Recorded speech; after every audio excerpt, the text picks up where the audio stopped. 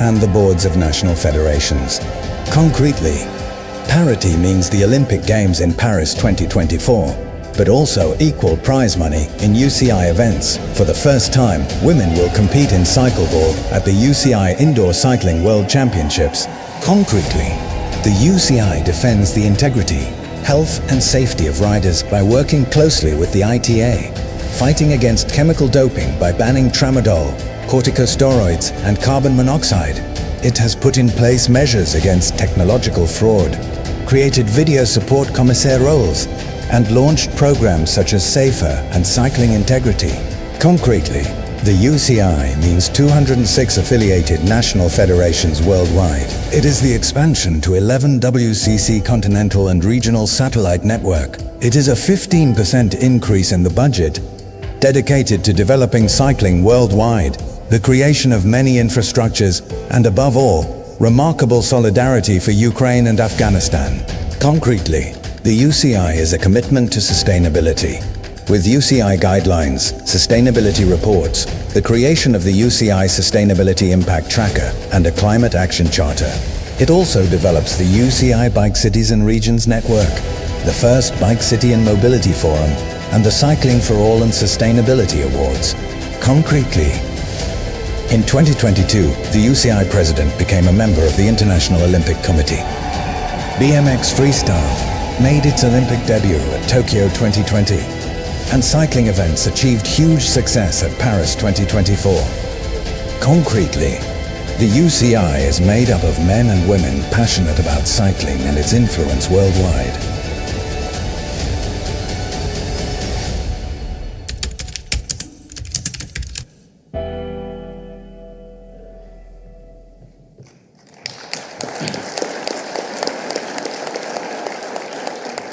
We are in an excellent position to continue to grow cycling as a competitive sport, recreational activity, and a means of transport worldwide. This is what I will work to achieve with you over the next 4 years. Before concluding, I would like to pay tribute to an important figure who passed away in July this year at the age of 90, Mr. Ray Godkind. He played a central role in bringing together the amateur and professional cycling sectors within the UCI. He was a member of our UCI Management Committee and served for many years as UCI Vice President before becoming Honorary Vice President. He was also President of the UCI Track Commission at a time the discipline took great strides forwards. He will be remembered for his passion, competence and energy. Thank you, Ray. To conclude, I sincerely thank you all for your contribution to the development and the success of cycling. You are essential to our sport and to bring to life our cycling all over the world. You work at all levels of the pyramid, from young beginners who dream of victory to champions who triumph. I would also like to thank my colleagues of the UCI Management Committee for their valuable support, experience and expertise. Thank you to my colleagues on the Executive Board, Mrs. Catarina Nash and Mr. Enrico Della Casa. I take this opportunity to pay a well-deserved tribute to the members who decided not to stand for re-election or must step down. Mr. Mohamed Waghi Azam, Osama Al-Shafar, José Luis López Cheron, Daniela Izzetti and Igor Makarov. A big thank you to all of them for their valuable commitment to cycling. Thanks also to the staff of the Union Cycliste Internationale who, in Aigle or here in Kigali and at our events, serve cycling every day with rigor and professionalism. Finally, I would like to salute the unfailing commitment of our UCI Director General, Amina Lanaya, who, together with her management team, never spares any effort to bring our projects to life. I reiterate my complete confidence in them all. Thank you for your attention, thank you for your support, and thank you again to everyone for your dedication the past year and going into the future. Thank you very much.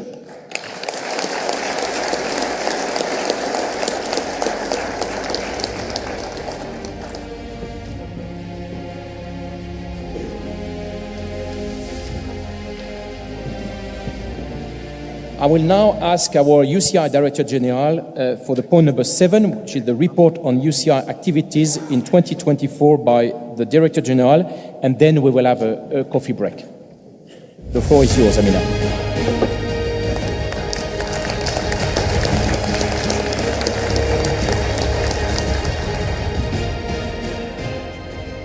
I will never forget my first bike.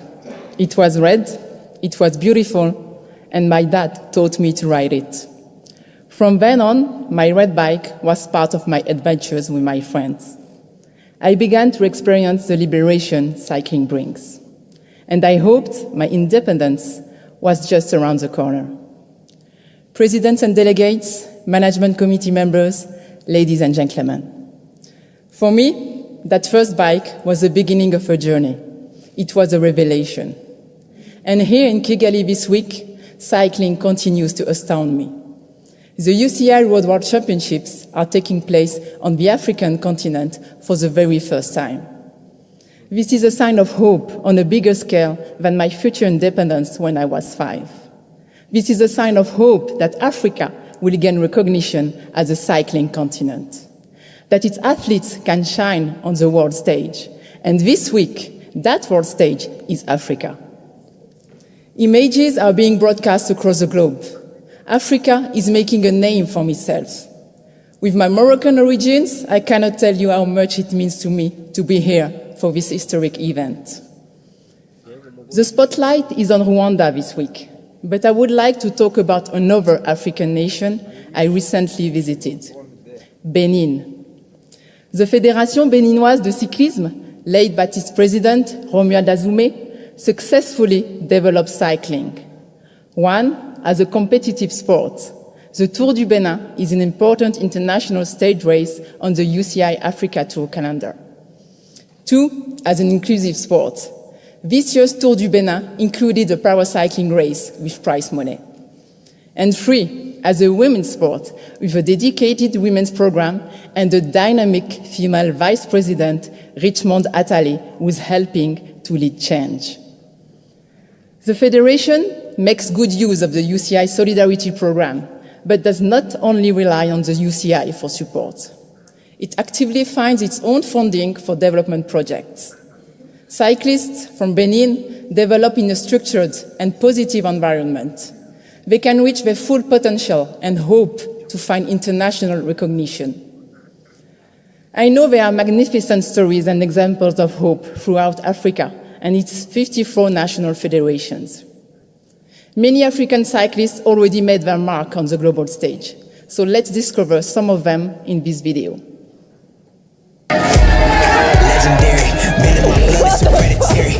No destination, it's all about the journey. I get there myself, I ain't never carried. Never scary about it, I'm on the way. I'm in motion, homie, I'm on the wave. Do it my way, I ain't never a slave. Head up, I ain't never afraid. Legendary. Can he make it? No, kicks his closer door. Jean-Pierre Barzil from South Africa. Wow, that was crazy through there. I'm on a wave. Oh my goodness! Robbie Hunter now is heading for his first ever victory in a stage of the Tour de France. My name is Daryl Impey, first African wearer of the yellow jersey in the Tour de France 2013. Sometimes you see dreams do come true in the Tour de France. Huge, huge moment for him. Ashley Moorman sale sui pedali et la victoire de la Sud-Africaine dans ce Tour de Romandie. Don't tell me he's going to do it on the line. Gamay just gets it. Wow, wow, wow, wow. Eritrea have a massive classic start.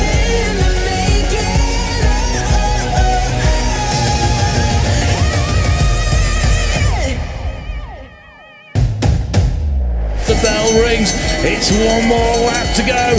Alan Halfley, the world champion for 2024.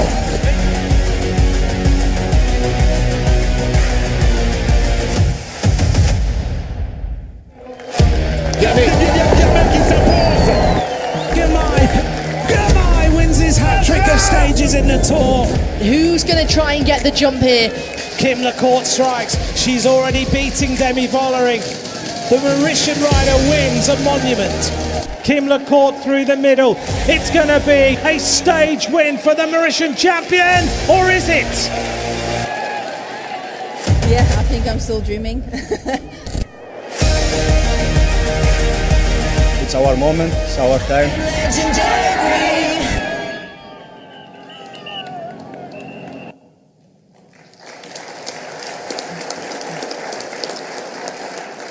So we saw images there of Kim LaCourte, Africa's latest cycling sensation. This year, she put Mauritius in the spotlight with a victory at Liège-Bastogne-Liège. And at the end of July, she won the stage of the Tour de France Femmes and spent 4 days in the leader's yellow jersey. She's come a long way since the beginning of her cycling journey. She got her first bike when she was 12. She won races, she competed with boys, and she had big goals. But it was not an easy journey to the top. Her first attempt to break into professional cycling in Europe 10 years ago didn't work. She was constantly dropped in races. She felt lost and was homesick, and she returned to Africa. End of story? No. Kim did not give up hope. After a few years of mountain biking, she was more mature, more resilient, and more confident. She was ready to try the European adventure again.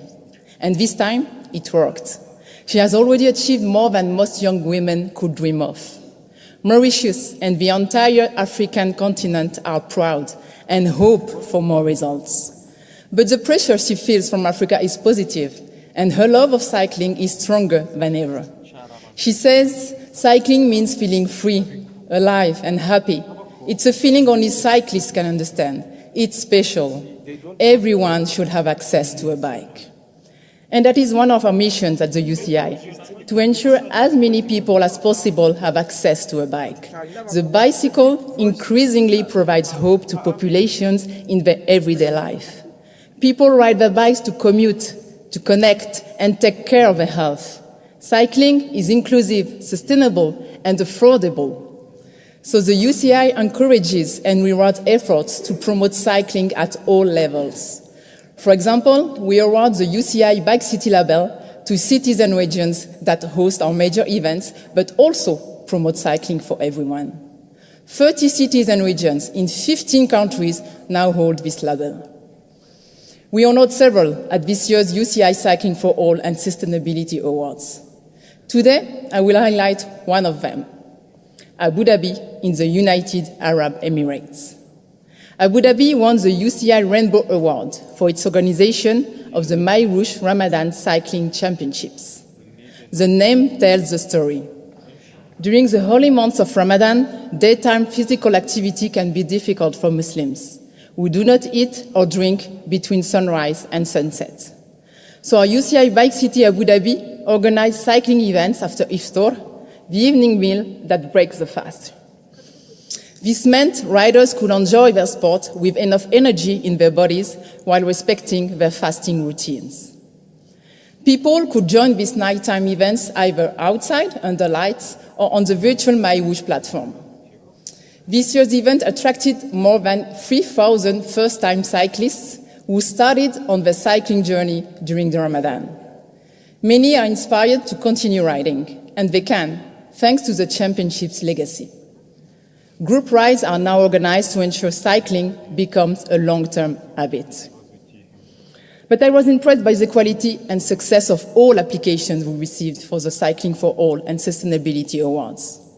Government, local authorities, and organizations increasingly recognize the importance of the bicycle, and that gives us hope for healthier societies, for cleaner environments, and for more livable cities.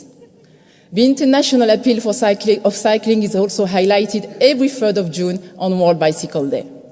At our UCI headquarters in Aigle, Switzerland, we celebrate this global movement with activities for people of all ages and abilities. This year, I was delighted to participate in a social ride with elite World Cycling Center athletes, UCI staff, and members of the public. Young children discovered the joy of cycling on the pump track and an obstacle course. For some, perhaps it was the beginning of their journey on 2 wheels. At the same time, we encouraged people worldwide to get on their bikes. Swiss mountain biker Yolanda Neff was our ambassador this year. The 2020 Olympic champion took to social media to motivate everyone into action.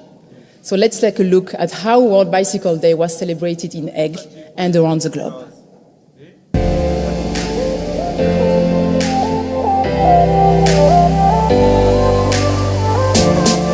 Happy World Bicycle Day! I'm Yolanda Neff, Tokyo 2020 mountain bike Olympic champion. Today, together with the UCI and MyWhoosh, we're celebrating World Bicycle Day. So grab your bike and join us for a ride.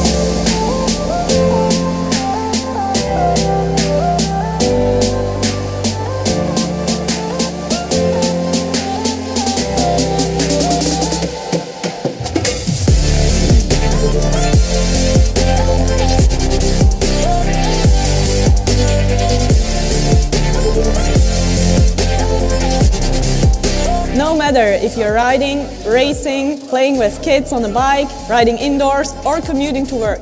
Let's go! Every pedal stroke counts.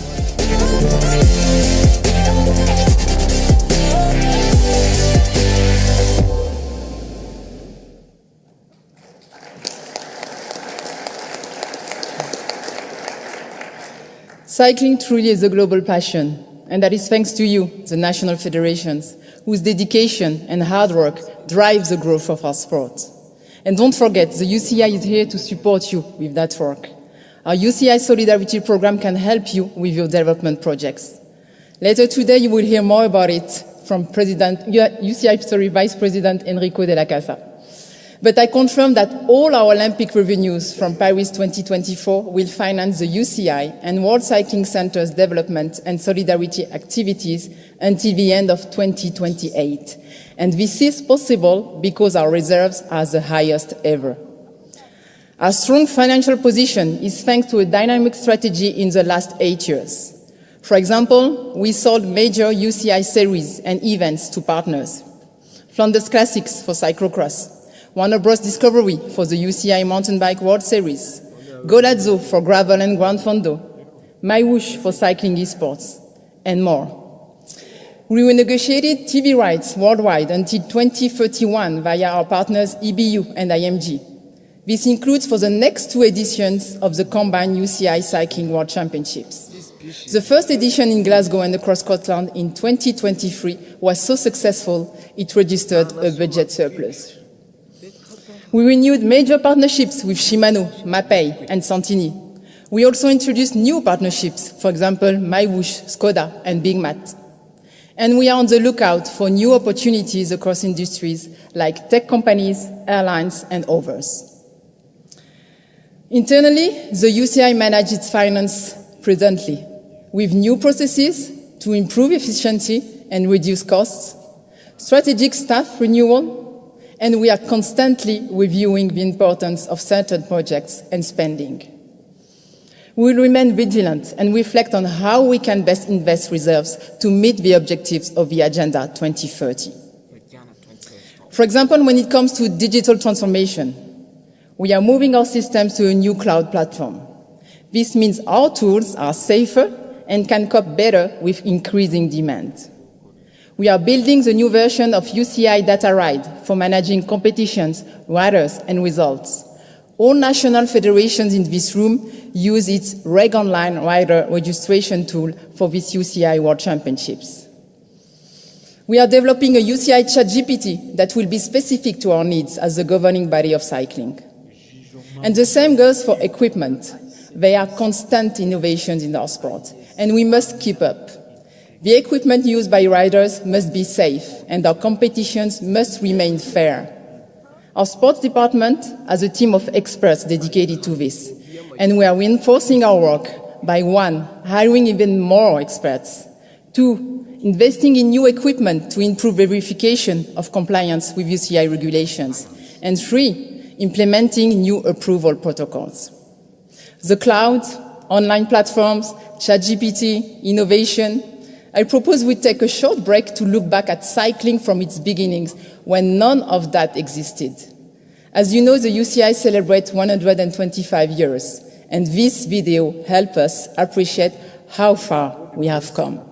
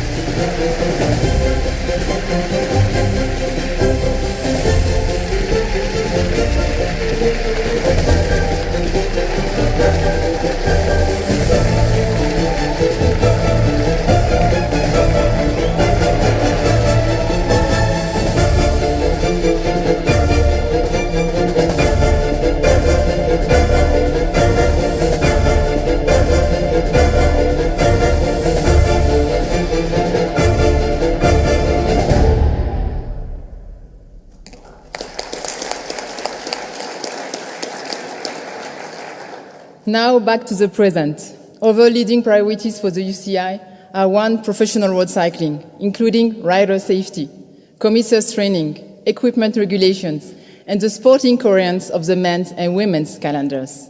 2, the appeal of different cycling disciplines, with increased TV production, improved sports presentation, and dynamic social media content across all relevant platforms. And 3, the expansion of cycling in new key territories, such as China and India. These Asian countries have the biggest populations in the world, and the IOC places a lot of importance on them to assess Olympic sports. Given cycling's major position at the Olympics, with 5 disciplines and 22 medal events, the UCI must be proactive. So we are accelerating the development of cycling in these 2 territories. This means redirecting some solidarity and World Cycling Center activities to reinforce our Olympic disciplines in China and India. And that is the strength of our federation. We are flexible and adapt to evolving situations. For example, during the COVID-19 pandemic, when we continued to stage major events. Once again, we are taking the lead. Another area of importance, which means a lot to me, is integrity. 3 years ago, we appointed a dedicated integrity and education manager. And now, more than 4,000 people have participated in face-to-face training or webinars about our cycling integrity program. We are developing an online course on safe sport, safeguarding, and the prevention of abuse and harassment. Our confidential reporting platform, SpeakUp, is very successful. This year, a complaint on SpeakUp led to a case going to the UCI Ethics Commission, and the rider being sanctioned. And next season, we'll monitor online harassment, which is an increasing threat today. I have described some of our federation's challenges, our successes, and our hopes for cycling. And I will finish with an incredible example of the hope that the bicycle and the sport of cycling can provide. Our president, David Lapartien, mentioned the Afghan Women's Road Championships organized in France this year. The 4 athletes who raced carried the hopes of a nation of women. They competed with dignity and determination. Let's hear from them in this video filmed during the national championships just over 2 months ago. I think biggest victory we have that we can ride our bike. My dream is to become a professional cyclist.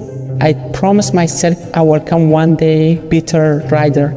I'm not biking for myself, I'm biking for the 1,000 girls that they have the dream. I'm Fariba Hashimi. My name is Samira Ehrori. My name is Ilsa Hashimi. I'm Zahra Rizai. In 2021, when the Taliban came in Afghanistan, the first thing they did close all activity, all education for the Afghan women. And then there was no hope, no future. The 15 August, the day I lost my country, everything I had, I lost on the day. Then I left my country for a good future.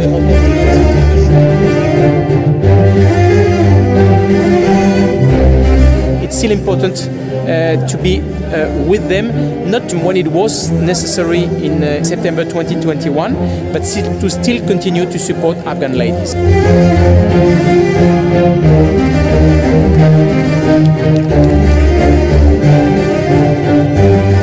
This championship means a lot, and to show for the world that we are existing, that we are here. I will fight to see my family. I will fight to become a good cyclist. I'm always grateful from WCC and UCI and President Lapartien.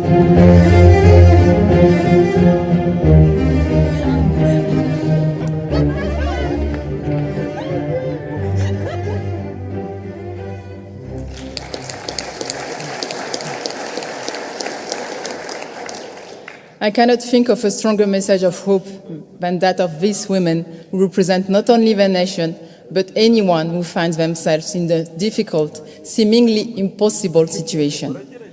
Yuldoz and Fariba Hashimi have been closely linked to the UCI since we organized their first national championships at our headquarters in 2022. They are part of the UCI World Cycling Center family. Cycling keeps their hopes and the hopes of thousands of Afghan women alive.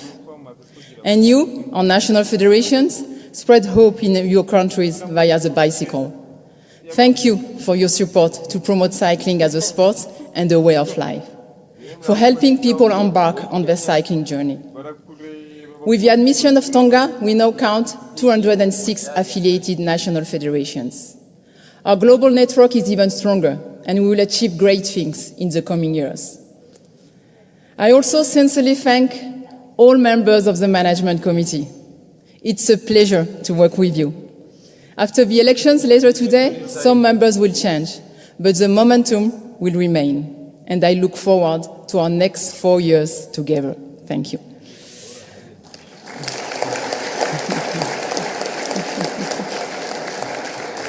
I also thank the UCI senior management team. I can always rely on them to carry our projects forward and lead their respective departments with motivation and vision. And our UCI staff. We have 140 staff members at the UCI and World Cycling Center. 74 men and 56 women from 22 nations who each make a valuable contribution to our work to develop our sport. Thank you. Thank you for them. Finally, if there is one person who inspires hope through cycling, it's our president, David Lapartien.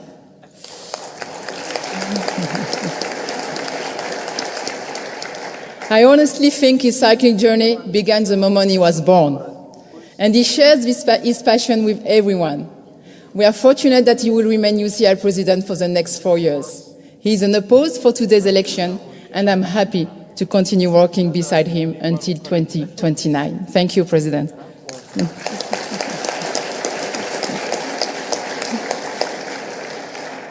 In just a few months, I will celebrate 20 years at the UCI. And every year, as I already said, cycling continues to astound me. My little red bike was the beginning of my cycling journey. I had no idea where it would lead and how it would change my life. Certainly not here, standing before you as Director General of the UCI, the first female Director General, and the first with African roots. Today, I understand what I didn't back then. The bicycle has power. Power to transform lives. Power to fulfill dreams. Power to bring people together. Power to carry hope. My work at the UCI has been and continues to be full of revelations. And I look forward to continuing the cycling journey. A journey that we are all on together. Keep up your fantastic work. Thank you very much.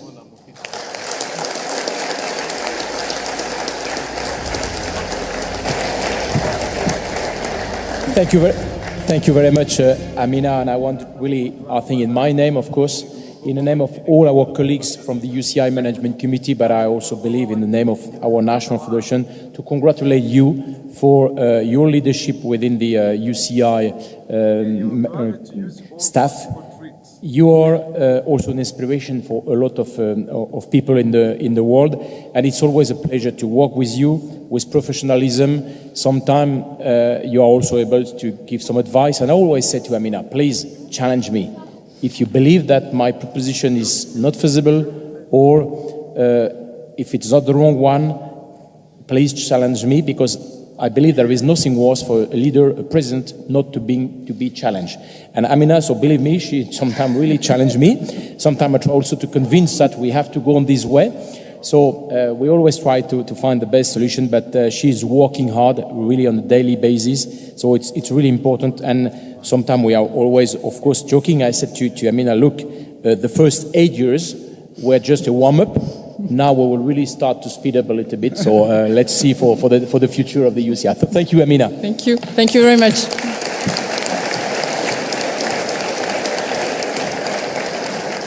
So now I will propose a coffee break, and we will be back in the room precisely. We will start at 12. So 25 minutes coffee break.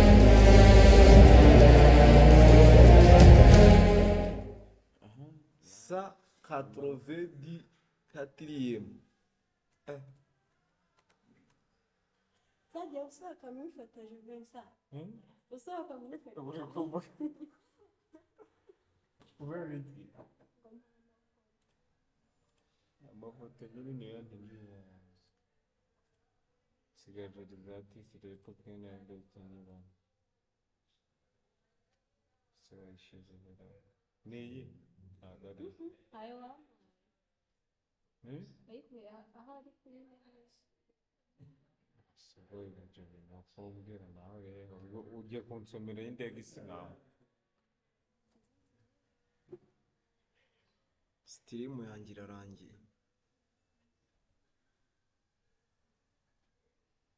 Sitirimu? Ibingibi nari ndi kubishyira kuri channel yanjye. Let me end this stream. Stop ibintu mu bikoro. Ibyo bira advanced bro.